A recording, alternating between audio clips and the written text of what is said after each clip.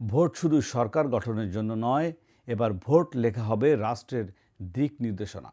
আগামী 12ই ফেব্রুয়ারি ত্রয়োদশ জাতীয় সংসদ নির্বাচনের দিনেই জুলাই সনদ বাস্তবায়ন প্রশ্নে অনুষ্ঠিত হবে গণভোট।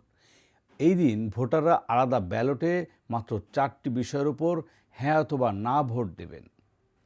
প্রশ্ন একটাই, জুলাই সনদ বাস্তবায়নে জনগণের সম্মতি আছে কিনা।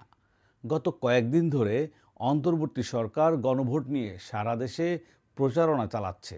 শুরুর দিকে নিরপেক্ষ অবস্থান থাকলেও পরবর্তীতে সরকার সরাসরি হ্যাঁ ভোটের পক্ষে প্রচারে নামে।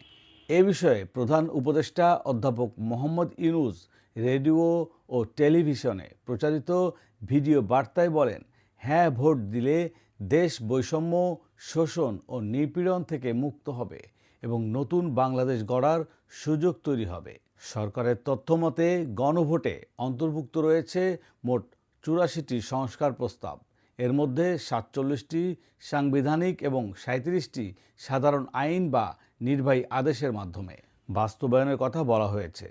তবে এসব প্রস্তাবের কিছু বিষয়ে বিএনপি, জামাত সহ বিভিন্ন রাজনৈতিক দলের আপত্তি থাকায় চূড়ান্ত সমাধানে পৌঁছানো যায়নি। এর ফলেই সরকার নেয় গণভোটের সিদ্ধান্ত।